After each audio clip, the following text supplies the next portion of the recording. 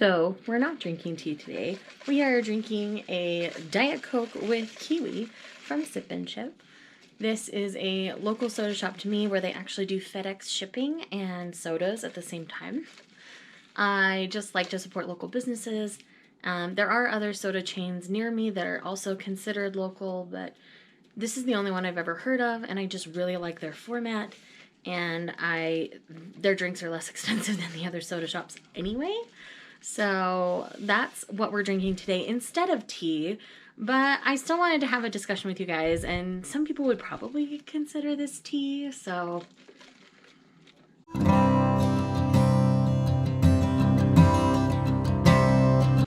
Alright, so what we're going to talk about today is the fact that I have found that I prefer to watch Shounen stories in anime format rather than read them, and I want to talk to you about why.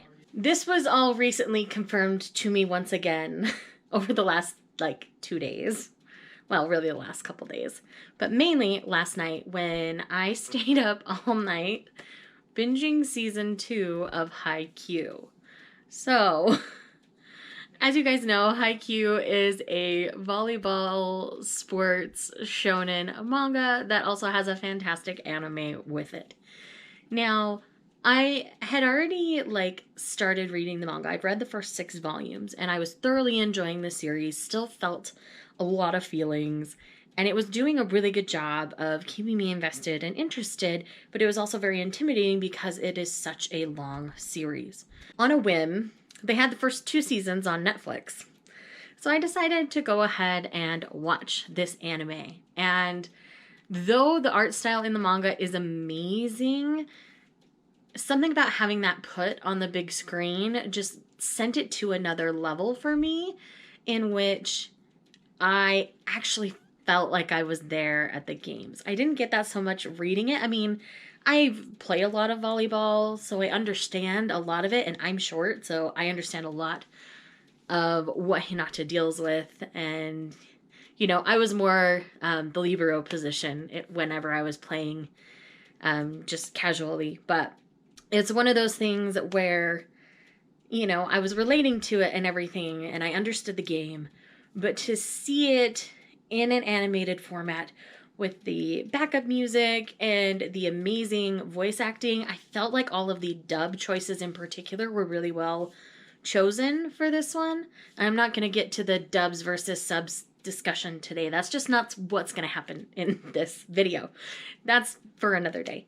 But anyway, I could not stop watching. I could not make myself turn off Netflix and stop. I kept being like, okay, next episode, one more, just like they kept saying in the anime, one more. I could not get myself to stop until I watched everything that's available on Netflix in the US. So I've noticed this happen with other stories. Fairy Tail is another great example for me. I enjoyed watching Fairy Tail, and technically Fairy Tail Volume 1 was the first volume of manga I ever read. But it's one of those things where, as I was reading it, I missed a lot of parts of... I missed the voice acting. I missed seeing all the magic in motion. And that's what made Fairy Tail so fun for me. So I'm one of those people that I prefer to watch Fairy Tail rather than read Fairy Tail. And, there are some other series. Another prime example of this, actually, is surprisingly Death Note. I prefer the anime over the manga. And even though the manga is solid, the story still has massive amounts of problems with it. But again, another discussion for another day. But it's one of those rite of passage things when people are first starting to enter manga and anime, I feel like, in the US at least. Other countries that might not be the case, but it's kind of a gateway for a lot of people into that space. And then once you experience it, and then you experience all of the other greatness that's available, sometimes you realize it's not as good as you think it is. But it's one of those things also where I like the emotional impact that I feel when watching a shonen as opposed to reading a shonen. There's one that I think I would even be a little more engaged with, even though I'm actively like collecting it and enjoying it. And that's another Mashima work, and that is Eden Zero. I really think seeing the space travel aspect to this could be really fun, and I think it would be a fantastic anime. I hope it gets picked up eventually. They're probably going to try to have more volumes of the manga out first, but when it comes to shoujo, I prefer to read it. Because then I feel like I can inflect the tones in the reactions of characters how I see fit. Because sometimes I feel like when I'm watching like a shoujo romance anime, the reactions aren't how I read it, and so it interprets it very different, and I don't always enjoy the interpretation. So for me, when it comes to romance-related stories, I tend to prefer my interpretations as opposed to anybody else's. But then again, I think about the world differently than a lot of people, and so my reactions to things are going to be very different, and how I interpret things are probably going to be different than a lot of other people. So for me, when it comes to like a romantic-based story, shoujo, josei, doesn't matter, I prefer to read it myself, where if it's something very action-based and very... The thing about Haikyuu is it is so character-focused, and I feel like the anime does a really good job. I know I keep going back to Haikyuu. It's just the most recent example in my head. It does a really good job of giving you everybody who's involved in the story's perspective in the games. And I think that's really good. It's not just about the boys on the court who are playing against each other. And it's not just those two teams. It's the people in the stands. It's the coaches. It's, other teams watching. It's so well enveloped. And I feel like the anime does a lot better job depicting that than the manga does. And that's not to poo-poo on the manga. The manga's fantastic. If you're going to do a sports manga, I highly recommend Haikyuu. It's very, very good. I just prefer to watch it. I like being swept up in the moment, the big music, the big action, seeing it all in play. It hits different for me. And so I think that's why people are surprised they don't see more shonen on my shelves, because I do talk about shonen. But I've just found a personal preference in wanting to watch it, and it's getting harder and harder for me to explain why, I guess. I like being swept up in the moment. And another anime that I love, that I will probably never read, even though I love the story so much, is Hunter x Hunter. I love the more recent anime adaptation where we have the Chimera Ant arc and everything. The Chimera Ant arc of Hunter x Hunter, y'all, if you have not given Hunter x Hunter a chance, like the Chimera Ant arc is probably one of the most intense arcs I've ever watched, ever. I